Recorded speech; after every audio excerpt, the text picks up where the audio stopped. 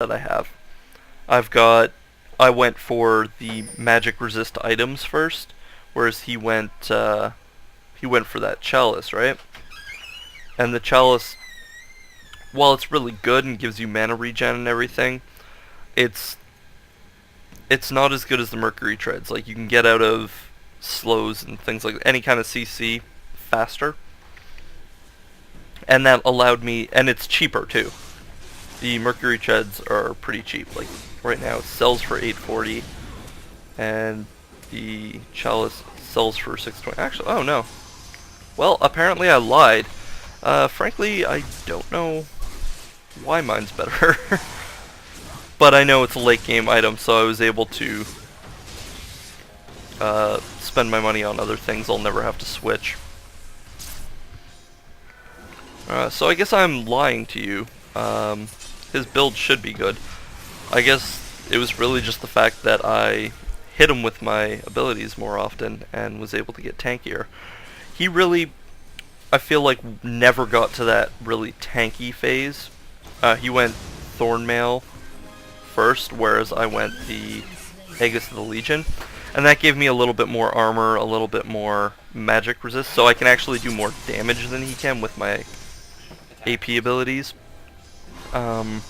Whereas he's good against the AD characters, but realistically, the only person on our team who's actually going AD is the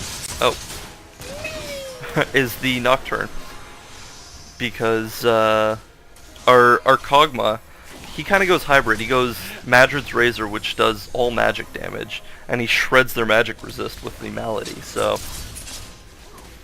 he's sneaky like that. A lot of people see Cog and just assume AD, but realistically, the Madred's is just so important. He rips tanks apart, rips pretty much anybody apart. And your role model here is a very, very solid Cog. Knows what he's doing. So our Nocturne's decided he doesn't really care to help us. Nope, I'm just like... He's just going off and jungling, stealing... I like the way he stole that buff from Olaf right as Olaf came for it. So here's another fight where they chase us and get slaughtered because we just hit him so hard. I activate my ult here. I'm not entirely sure. I'm pretty sure this game is actually really close to being over, because I do remember them surrendering. Yeah. Because they were so far back. But like, look at the difference in this Galio's health. Like, 1400 to 2100. That's a big yeah. gap. So there's a 600 point difference, and I've got way more armor. So I don't know if it's masteries or what's going on, but like, this guy just didn't go very tanky. He's also level 12. You're level 15 at this point. I mean, it could be the fact that maybe you got fed. Yeah, yeah. It's also, I suppose you're right. It probably is mostly the fact that he's just lower level than I am now, because I zoned him so efficiently at the start. And I feel like part of that was due to the fact that in the early game he left a couple of times. Or sorry, he didn't leave. He stuck around early game when he should have left, and he was trying to gain the experience, but I would just shoot a blast at him and he'd have to run away and stand at the tower. And so, like, if you're going to be wasting the time just hanging at a tower where you're not getting experience, just go back to the base, because there's not a point in holding the tower. If you're so low that they're just going to hit you and kill the tower anyway, like, why fight it out? And a lot of people make that mistake. They're like, I need to defend the tower. Yeah, I went back. And I think overall, having a healer was the biggest part of why we did so well. The heals with the clarity, it formed a really solid team. And if you can get Galio fed to the point where he doesn't really have to worry about taking hits, you're golden. And so now I've got the Guardian Angel. This gives magic resistance as well as armor. So again, I'm getting really tanky, and it brings me back to life. So if I die in a couple seconds, I come back, and I have even more chance to tank. I think it's actually once they see my guardian angel, they're just like, well, we're done. I'm not entirely sure. I think we push into their base one more time, and then they do it, because I remember killing them off, and then having that So, happen. so both me and the other Galio just completely miss each other. It was a fail if I ever saw one. Here I want Did we their... steal this? Yeah, Yeah. we did. Yeah, they were going for blue buff, and SMS here smites it, and I believe I try to claim the blue buff here. Yeah, you do. I back off just in time. Yeah.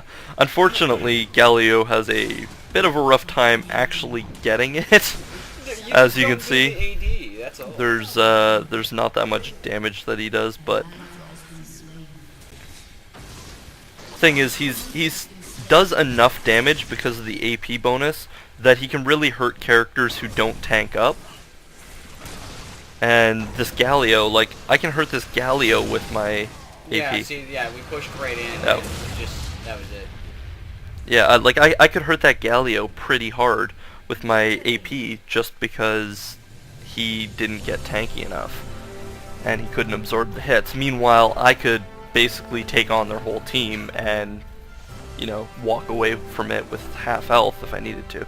No, we can't see the, Unfortunately, we can't see the stats at the end, Oh. but needless to say, I had a lot of assists and quite a few kills, and you can check the Always stats by rewind. rewinding in the YouTube video, so Yeah. while we can't see the stats, you can do it very easily.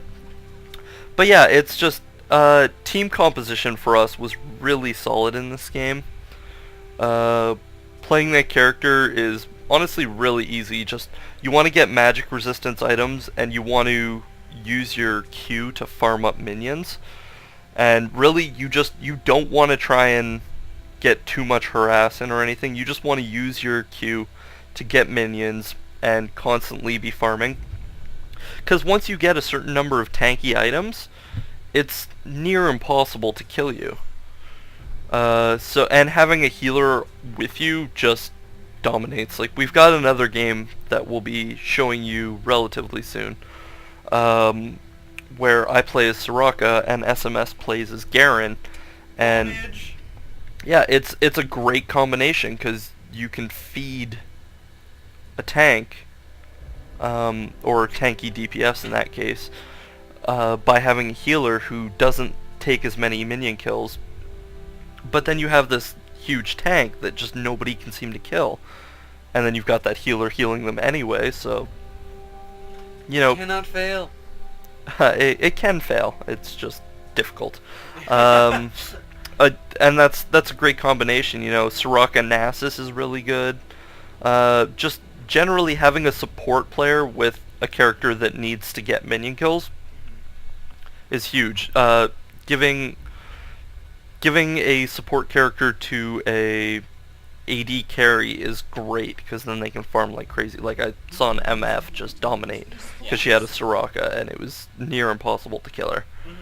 You know, it's just a good combination in general, and I feel like that game we kind of displayed how, you know, just playing back and not getting super aggressive and just having map awareness and grouping up, and you know, there were a couple of good strategies in there, and all of those strategies I feel like we've kind of shown you can be transitioned into other games and taken on to many different characters. I mean, it's not just Galio. I feel like tanks in general Can just just fly with any kind of a support Yep. behind them. exactly. Support and tank is very crucial, but Galio's a very fun, very easy tank to play.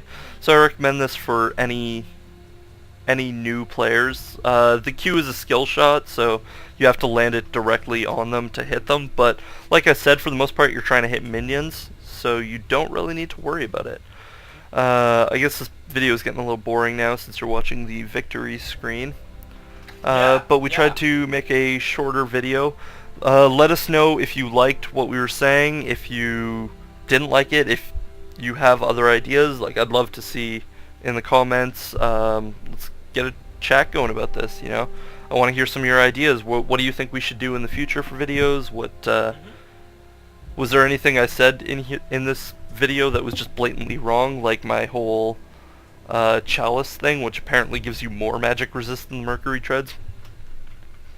Which I was... Does it? Yeah, I was unaware of that, Oh, but well, okay. yeah, I should learn my stats a little bit. But regardless, I still say that if you are just a little bit patient and let your mana regen anyway, and only use it to skill shot, you don't have to spam it. So I think the movement speed is yeah. It outdoes the mana regen. I agree with the wave in this. The movement speed is much more important. Much more valuable. I mean, escapability and the fact that they can't stun you for as long and things like that, like very useful abilities. So it's pick your items to suit your own needs, but I feel like in that game the other guy just didn't get tanky, didn't spend enough time farming, and it cost him in the end. He spent way too much trying to be aggressive and trying to kill people, and you don't do that as a tank. As a tank, you want to feed, just get as strong as you can, and get to the point where no one can kill you. Yeah. Then all you got to do is start distracting people. Tanks just work off of assists. That's how it works. I mean, assists, they give you a that good amount of gold. That is not to say that kill, you can't kill people as a tank, but no, of course not. You can kill as many people as you. Yeah, I mean, feel I've as seen you some can, pretty but- solid tanks just decimate teams. Mordekaiser is... I'm not even going to talk about Mordekaiser. I hate him. He's In OP. any case, But, this is us signing yeah, off. yeah, we're going to take off. Wave, you got any final thoughts? Yeah, That's okay, we don't care. bunnies Um, and muffins. we're and signing off. This is Ketsue, that's the Wave, and we're the LoLCasters. See you next time.